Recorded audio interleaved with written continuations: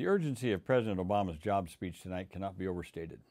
Last Friday, the Labor Department reported that 0 net jobs were created in the month of August.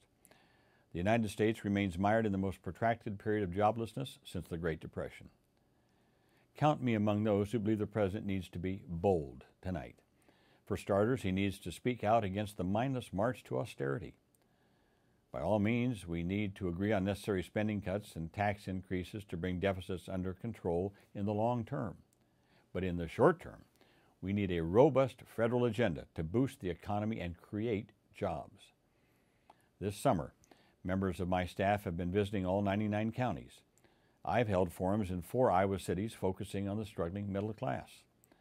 I can report that there is a serious disconnect between Washington and Iowa.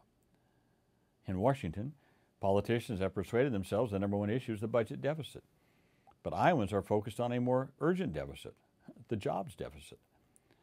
And I'm also concerned about a third deficit, the deficit of vision and courage here in Washington.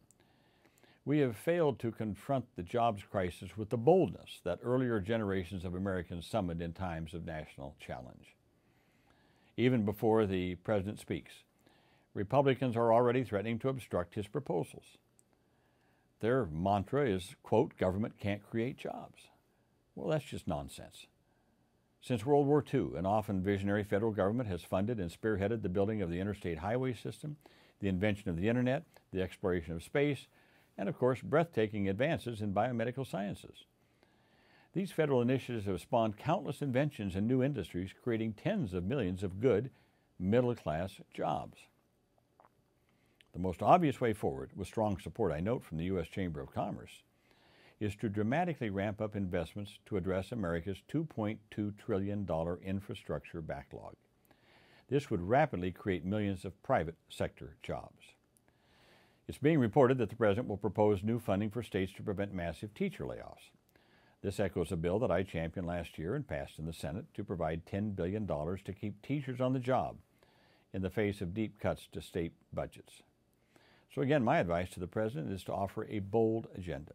Use the bully pulpit. Fight to get it passed. Where necessary, draw a sharp contrast to those who offer only obstruction and do-nothingism. It's time to break up the gridlock in Washington and put America back to work.